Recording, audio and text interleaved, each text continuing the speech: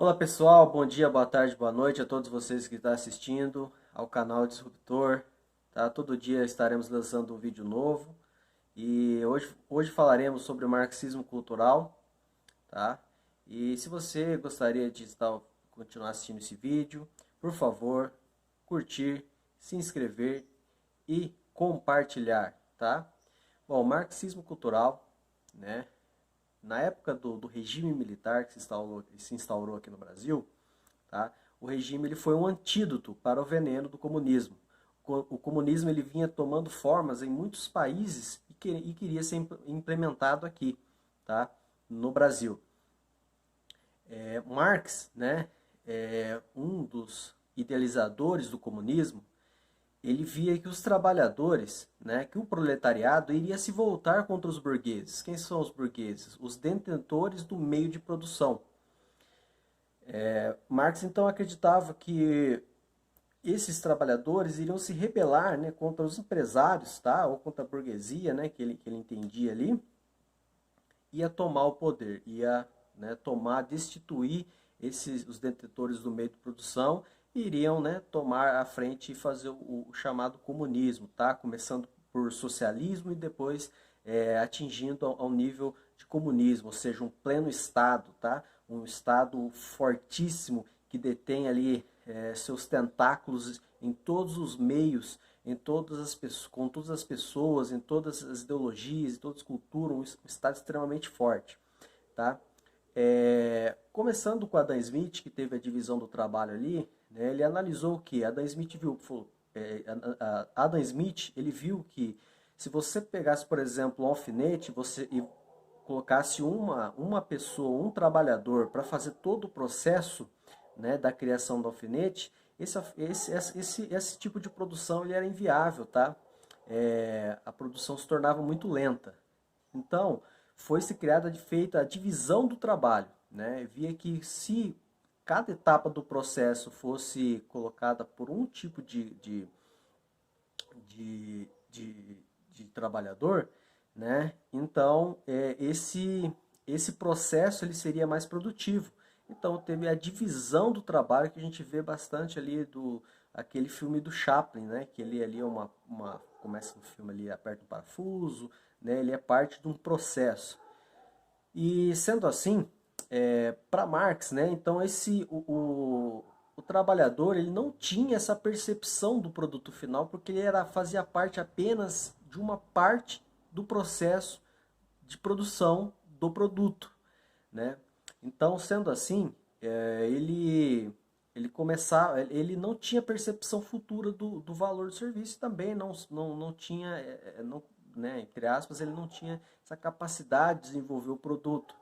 Então, ele perdia essa percepção. Claro que tudo isso foi refutado, né, pelo tempo, por pensadores como Frederic von Mises, né, tem a teoria de mais-valia de Marx também, que a gente pode comentar outro momento sobre esse assunto também. Mas o que aconteceu foi que os trabalhadores, né, o proletariado não se revoltou contra os detentores do meio de produção. Né?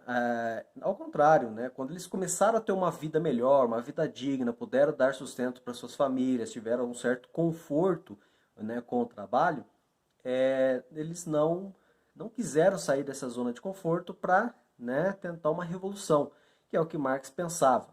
Tá? Então, outros pensadores, por exemplo, como Gramsci, foi aprimorando esse pensamento, essa ideologia. Tá? Então, para Gramsci, né, e alguns pensadores da escola de Frankfurt, alguns pensadores de esquerda, eles foram analisando que realmente o proletariado não seria quem iria fazer revolução, mas sim teria que ter uma revolução cultural, uma revolução que começasse então na cultura, tá? Né? Nos meios de comunicação, nos livros que as pessoas leem, nas notícias que as pessoas ouvem, na, é, é, no cinema, tá? Então, ali que teria que ser infiltrado, tá? O marxismo cultural.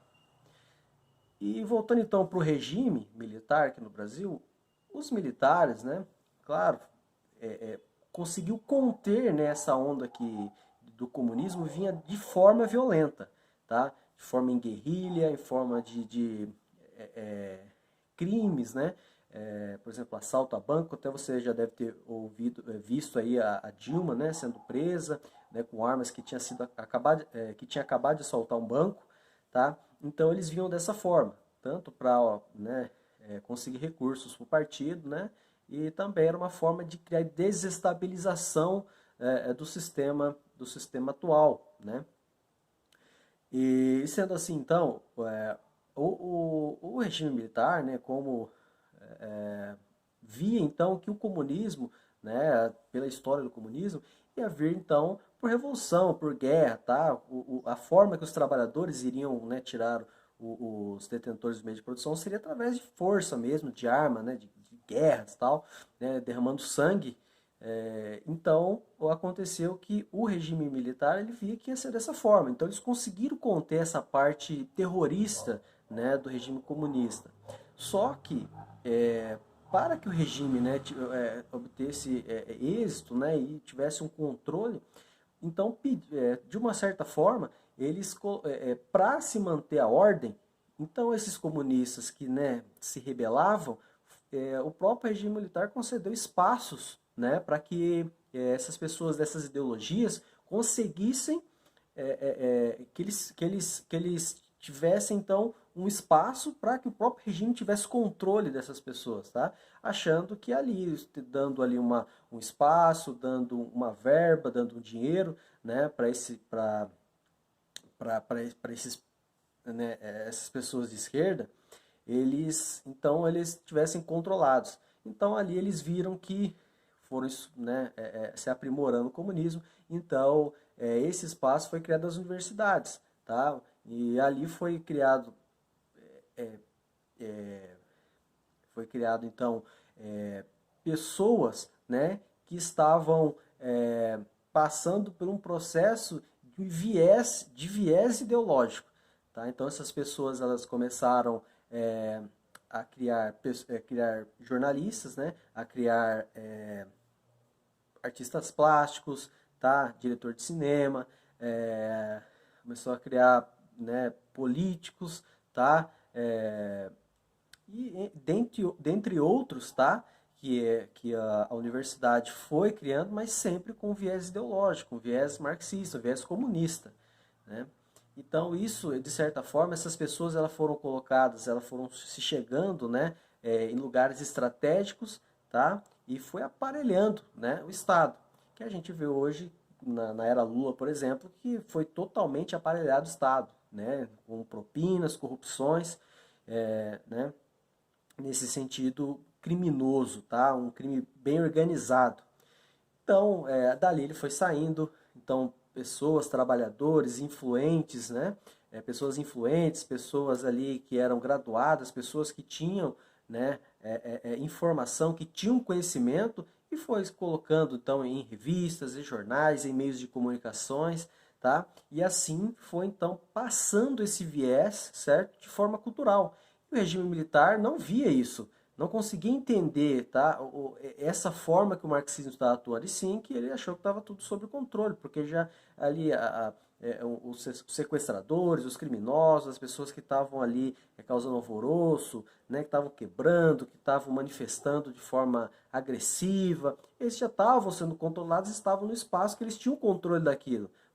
Mas não tinha essa consciência de que eles estavam agindo de outra forma, na cultura, né, ali sendo muito mais é, é, é, eficaz, né? Porque a ideologia, né? Alguns, por exemplo, o professor Lavo de Carvalho não gosta muito de termo ideologia, tá? Mas eu vejo assim que a ideia ela nunca morre, a ideia ela é muito forte, a ideia ela é uma pessoa, né? Ela é uma entidade que ela percorre pelos tempos os tempos.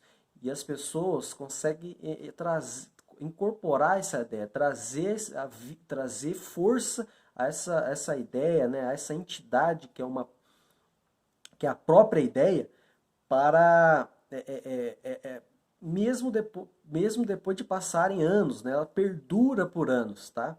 Então essa ideologia que foi criada, ou seja, para mim uma entidade, um modo de viver, tá? Ela foi passando por gerações, ela foi então passando ali para o pai foi passando para o filho foi passando, né, para os netos, e assim por diante. Então por que que alguns falam que a era dos nossos pais foi uma época perdida? Porque eles ficaram nas televisões apenas, sentados e ouvindo televisão, e ali eles foi passando toda a ideologia, tá?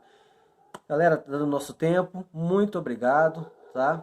E tenha uma ótima semana e até mais, tá ok? Tchau, tchau.